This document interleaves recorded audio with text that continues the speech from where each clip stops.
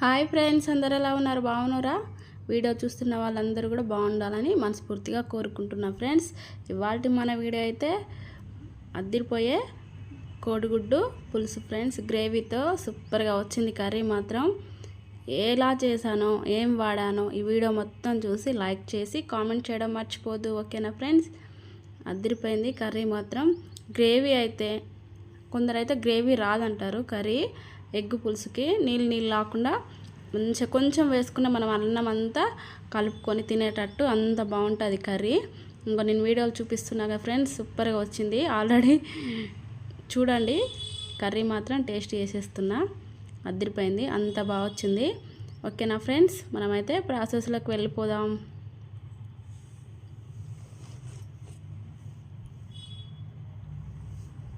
ముందుగా అయితే 4 ఎగ్స్ అయితే నేను తీసుకున్నా ఫ్రెండ్స్.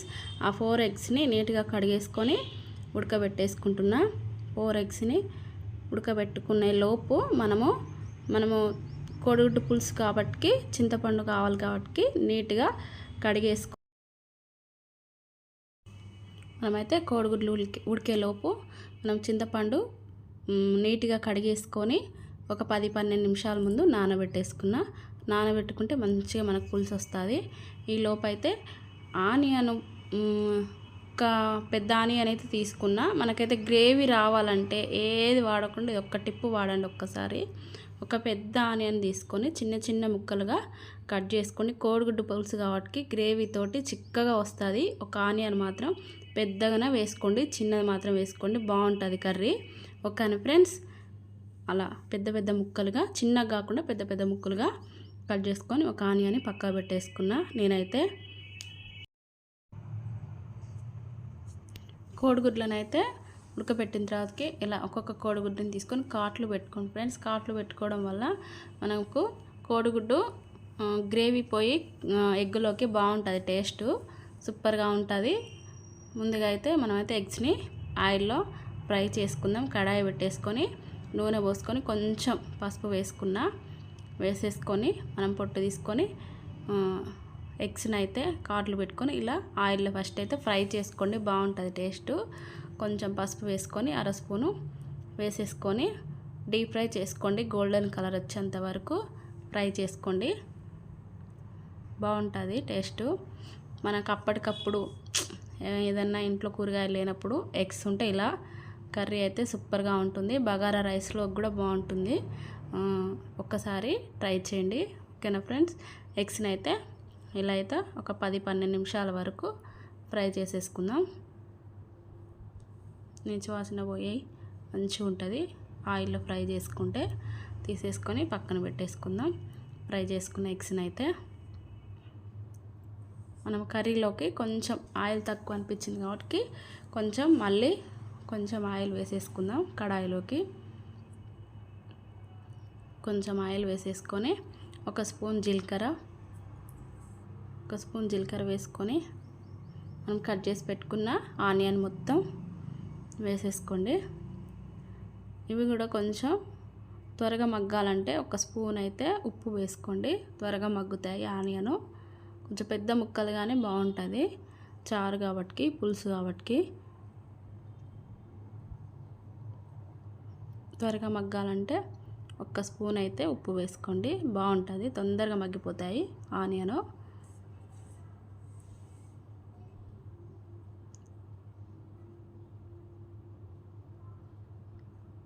గోల్డెన్ కలర్ వచ్చేంత వరకు ఫ్రై చేసుకోండి.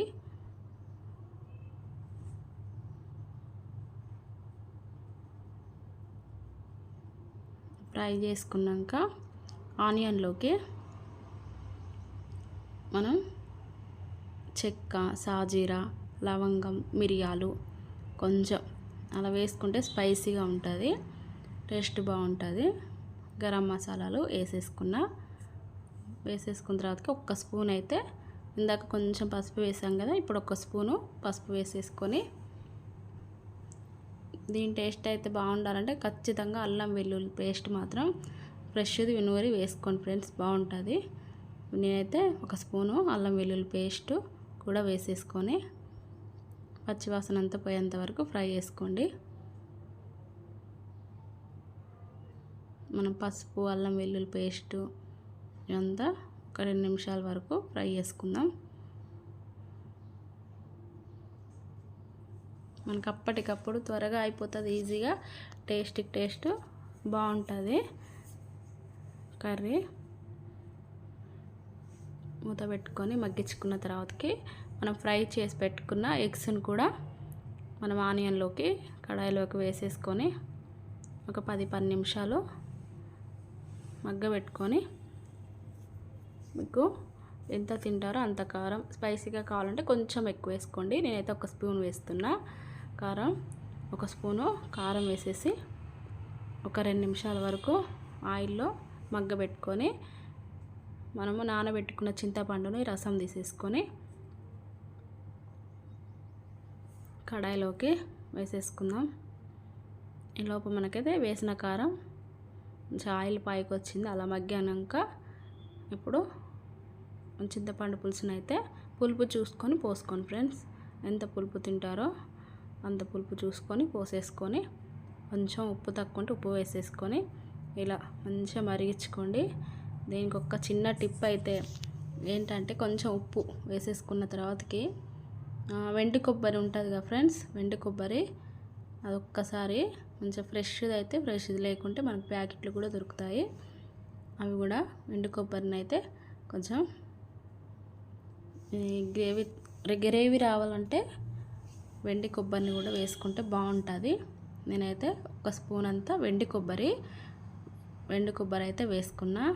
గ్రేవీ సూపర్గా వస్తుంది. గ్రేవీ రాదు అనుకోవద్దు, ఖచ్చితంగా మంచిగా ఆనియను ఈ వెండి కొబ్బరి వేసాం కదా, మంచిగా చూడండి ఎంత బాగుందో చారు. ఇంకా వెంకినాక ఇంకా బాగుంటుంది. ఒక 2-3 నిమిషాల వరకు మరిగించాలి. మరిగించిన తర్వాతకి కొంచెం మెంతుల పొడి, ధనియాల పొడి,